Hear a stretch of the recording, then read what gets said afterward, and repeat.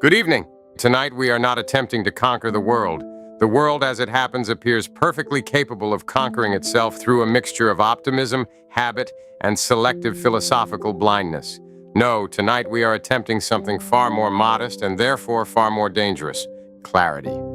Specifically, clarity about a moral intuition that many people feel but struggle to articulate.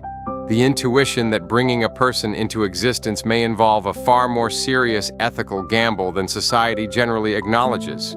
Many critics hear antinatalists use phrases like procreation is violence or procreation is morally wrong and immediately respond with a familiar objection. They say, "You are confusing creation with destruction. Murder harms an existing person. Procreation creates a person. One subtracts life, the other initiates it. Therefore, the comparison collapses." At first glance, that response sounds decisive. It feels like a neat philosophical solution. Unfortunately, it solves the problem only by looking in the wrong place. The real issue is not the legal category of homicide. The real issue is the structure of imposed mortality. And once we examine that structure carefully, the moral landscape begins to look very different. To understand why, we must begin with something simple but often ignored: what a human life actually is. A human life is not a neutral container into which experiences may or may not appear. It is a biological process with a built-in trajectory. From the moment a human organism begins to develop, the mechanisms of aging, vulnerability, and eventual death are already present. This is not pessimism, it is biology. Cells accumulate damage, systems degrade, disease becomes increasingly probable. Every organism moves through time toward deterioration and termination. There are variations in speed, but the destination is not optional.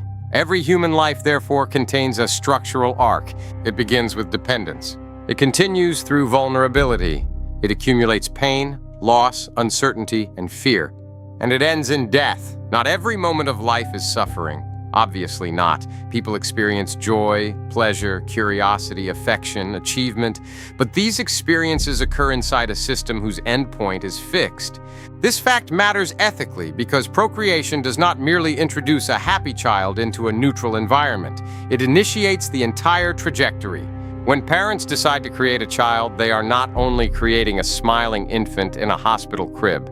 They are initiating the entire biological sequence that follows. Creation leads to vulnerability. Vulnerability exposes the person to suffering, and the process ends with death. In other words, the act of procreation does not merely create life. It starts the clock on a life that is guaranteed to terminate. Now, this does not mean that parents intend harm. Most do not. In fact, most parents sincerely believe they are doing something beautiful, meaningful, even generous. But moral evaluation does not depend solely on intentions. It also depends on consequences and structure. And the structure of procreation is this: a person is brought into existence and placed inside a biological system that inevitably exposes them to harm, decline, and death. Whether one views that outcome as acceptable or unacceptable is the real philosophical question. Notice something important here. This argument does not require the claim that procreation is identical to murder. That comparison is rhetorically dramatic but philosophically imprecise. Murder ends a life that already exists. Procreation begins a life that will eventually end. Those are different categories of action. Yet the difference between those categories does not automatically render one morally harmless. Starting a harmful trajectory can still carry moral responsibility. Consider a thought experiment. Imagine a scientist who designs a conscious organism in a laboratory. This organism is capable of experiencing joy, curiosity, and pleasure. But its biology also guarantees that it will eventually suffer, deteriorate, and die. The scientist knows this from the beginning. It is part of the design. Would people view the creation of that organism as morally uncomplicated? Probably not. Many would feel uneasy about deliberately engineering a conscious being into a condition where suffering and death are unavoidable features of its existence. The discomfort would not arise because the scientist murdered the organism.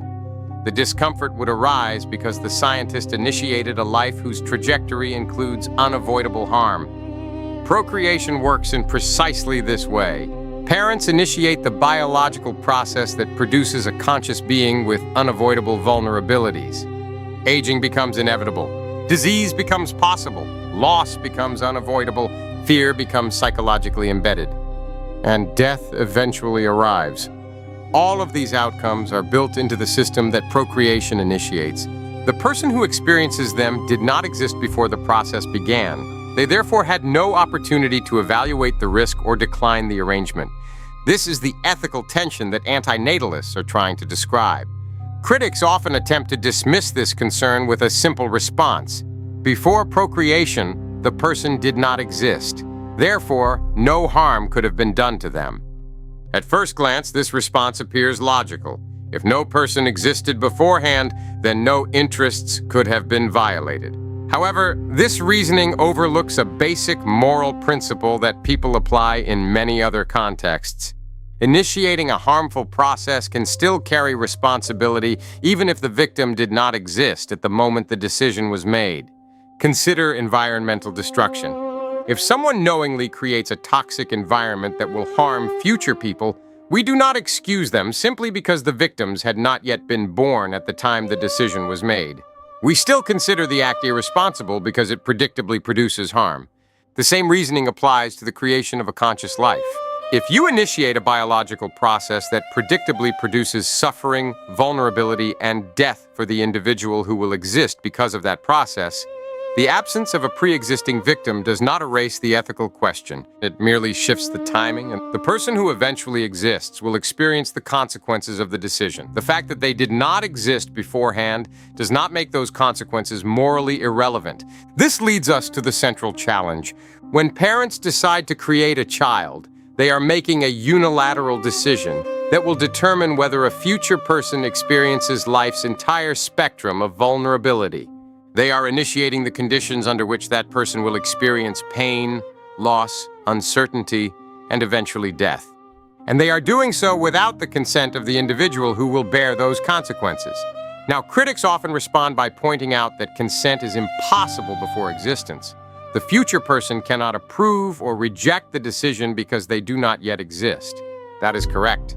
But notice how strange the moral situation becomes.